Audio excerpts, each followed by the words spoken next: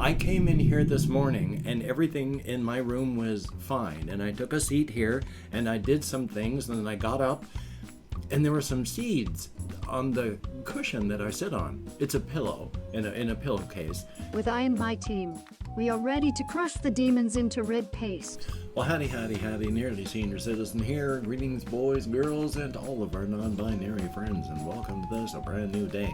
Son of a gun, how about that? It is a good thing to be metabolizing on, well, a physical plane, as we do. Definitely a thumbs up on that. I have not done much over the past 24 hours except survive. I've played games and watched videos. I've gone on walkies. I've been as creative as possible. I have done things. I've been driven mad by the asymmetry of my shirt. Definitely a thumbs up on that. So hopefully you are doing well. My kitty cat is doing well. My little hamster Ghost is doing well. He was up and running around this morning as well. Picked him up and all. So it was a good thing. Definitely a thumbs up.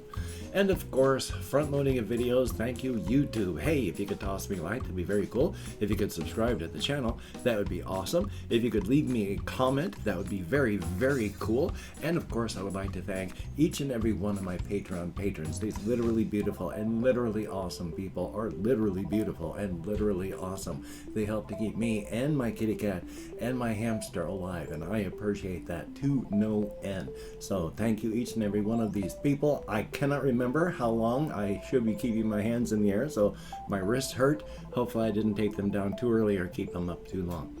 But thank you, and of course, front loading of YouTube videos over. Yay. There is something very weird going on and I don't understand it. I came in here this morning and everything in my room was fine, and I took a seat here and I did some things and then I got up and there were some seeds on the cushion that I sit on. It's a pillow in a pillowcase because I hurt if I sit on really solid things, so I have to sit on a memory foam pillow. But there were seeds on the cushion, the pillow. And so I picked up the seeds and was like, that's really odd. There were no more seeds, and that was fine. Sat down, did some stuff, got up, and there were some more seeds on the seat. I don't know where the seeds are coming from, which is weird to say. I don't have any seeds in my pocket. I didn't feed the hamster and dribble seeds while I was doing things. No, I've had no contact with seeds, and then stood up and there were seeds. And then when I sat back down, more seeds, and not tiny little tiny seeds. I mean, they're like big seeds. And like a actual one was a split pea. And I don't know where they came from. So thumbs up for that. Just mysteriously appearing seeds. Gotta love that. Past that, I've tried to be as creative as I could. I actually made a phone call yesterday to try and find out through, well, in March, I had to reapply for my EBT, and then they said that the state would start picking up on the Social Security on my payments because they take out for Medicare in the United States out of your Social Security stuff for the part that you're just going to get automatically. And so I've been missing that. In April, they gave me part of it, and this month they haven't. So I don't know if things are on a different cycle or if it was just a fluke. So I'm giving it a couple more days because last time it was the 11th of last month. So it's not even the 11th of this month. So as soon as we hit the 11th, if it hasn't made it, I'm going to call them the next day and then find out what's going on. If I'm not going to be getting that this month, I'm really going to have to ask for help because I'm not going to have enough money to feed myself or my kitty cat or my hamster.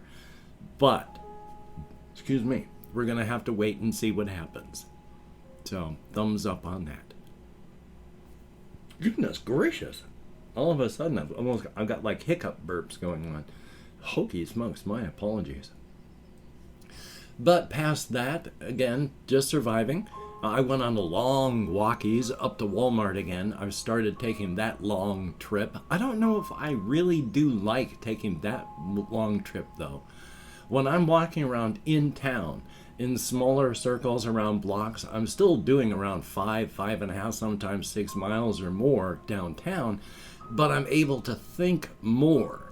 Not much, but more than when I walk to Walmart. A lot of that is just a straight shot. Just then I get from southern Shelton into downtown Shelton, and then I climb up into northern Shelton, and then straight shot for 4 of the 6 miles. I don't get much thinking done about creative stuff when I'm walking on that straight shot. So I don't know if I want to keep doing that. I'm probably going to be moving more back to in town so that I can be creative, and then longer shots out to Walmart just when I need things. Because Hokey smokes, I like thinking creatively, and it's just fun. It's entertaining. I do enjoy it. And I did watch another video where they talk about this, and I stress it as well. Even though we live in a capitalistic society where we don't have capital, if we're down here at the bottom, we are not capitalists. We are wage slaves. But even though we live in a capitalist society, you don't have to monetize your passions. Because you monetize your passions, then it's not a passion anymore. It's work. You don't want to have to do that to all of your stuff. So please, take a passion of yours and just keep it that way. Don't monetize it. Because I have thought about this, and then I watched the video as stated where the fellow was talking about this. As sure, you can start a channel where it's you're doing the stuff that you enjoy.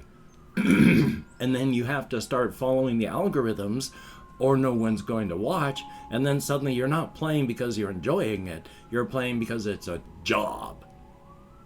I found that a lot with the games that I play, even now, doing Let's Plays for the channel here, which again, I know there's no great call or any call for my content online. I do even my Let's Plays for keeping my head straight up here. Let's see if I can remember what I was saying on that. Oh my god, here's the fun part of ADHD again. It's gone. I cannot even remember what my point was. These are when I hated this so much before I got medicated. The fact that I can forget about something as I am talking about it. My ADHD is that severe. And then that stopped when I was medicated, and now it's back. And I hate that so much. I mean, it's gone. It is gone. What I was talking about is just pulled out of my head and is gone. So, let me talk about this, I guess. Because on the creative front, I at least have this part written down. Somebody asked before, I think it was Confused Owl 29, about on the Razor's Edge stuff, and I've mentioned how the Kaiju is, Apple Rock Kaiju is a cosmic horror. Because a cosmic horror, when you boil it down, just as a quick reminder, it only has to be an object, a being, a location, or a situation that we cannot understand, simply existing or doing something in a fashion we cannot comprehend, with little or no interest in human life or safety. You fit those 3 criteria, you can have cosmic horror, or at the very least existential horror. Well, nobody understands the Kaiju. We can't. That's the biggest thing. Everybody makes the mistake of thinking that they do, but it's not their fault. The Kaiju has existed for over 1 trillion years. And this is something that even the cosmic horrors would have problems with. The cosmic horrors themselves, yes, they exist with their full consciousness going all the time. And they're lasting for effectively trillions of years, if not hundreds of trillions, before their end of their lives are going to come up. But they're not running at one speed. They can slow themselves down to our level, and exist on our level of time. They can speed their time sense up so that within a universe, from birth to death of an entire universe, it can seem to take only 30 seconds or less. They can play with their own time senses that way, so they're not stuck, and they never stay in any one time sense long enough for it to be wearing. So they don't, even though they exist longer, they're not straight consciousness, straight flow with no changes all the way through. The Apple Rock Kaiju, while it does have torpor, doesn't have the benefit of being able to speed up or slow down its time sense. It lives 1 second equals 1 second, and it has lived over 1 trillion years. Again, 1/3 of that has been in torpor, but that is 600 billion years so far that it has been conscious, awake, thoroughly sane as we could understand it, and not giving up. It is not going to let go and just fade out and die. It is not ready to do so. It will not. Even the cosmic horrors could not take 600 billion years of straight consciousness at... Amelia, please don't go scraping. Could not take 600 billion years of straight consciousness at just the one speed. So on that level, the Apple Rock Kaiju has it well over the cosmic horrors. Because this universe that the Kaiju and all the people exist in is going to last for an incredible amount of time. As I've said before, when you're looking at it on a multiverse term, from birth to death, a universe can be like, it's born, it is now maturing. Oh, it is gone, starting to wither, it's gone. That much time, it is born and dead. This universe, from that viewpoint, has been going for, that was 7 ticks, 7 seconds. It's in the 40 millions, and it's still only a fraction of 1% of being done with just this first stage. It's going to be around for a very, very long time. And the Apple Rock Kaiju is going to be there all the way through it, till the very, very end. It was not the first being that showed up within this universe, but it's likely to be the very last. So it's a bastard, and it is too. It hates all of well, it hates everything. It hates the universe that it exists in entirely, and it really hates and loathes absolutely everything that is intelligent. It despises humanity, and that includes everything. You know, like the King in Crimson, the Pale King. All of these beings are nothing to it. It just, it's nasty. You have to crush it. It's a bug. It's not, but as a person, I don't like it. As a writer, I think it's awesome. But, taking a look down here real quick on one of the few last things I've got, one of the things I talk about people being eaten a lot on the razor's edge and on the inside, because we have no armor and no real weaponry, you know, when it comes to just us. We have tools, and they're amazing, but other things have tools too on the inside. So just as a real quick thing, it sounds really weird to put it this way, but it's only when you think it through does it actually make sense. Because on the razor's edge and on the inside, well, the razor's edge, not the inside, but on the razor's edge, the most commonly found meat animal that is eaten across the entirety of across the razor's edge is human beings. And the most common meat that fills most predators' bellies by the end of the day is human meat. But there's a reason for that, and it makes sense, because right now it sounds like, oh boy, that's really weird and dangerous, and are you sure about that? Does that make sense? Only because there are human beings everywhere. They are the most common meat animal. And when you take a look, everywhere in the entirety of the razor's edge, there are people on every layer, spread out to the very edges, top to bottom, every layer, everywhere there are people.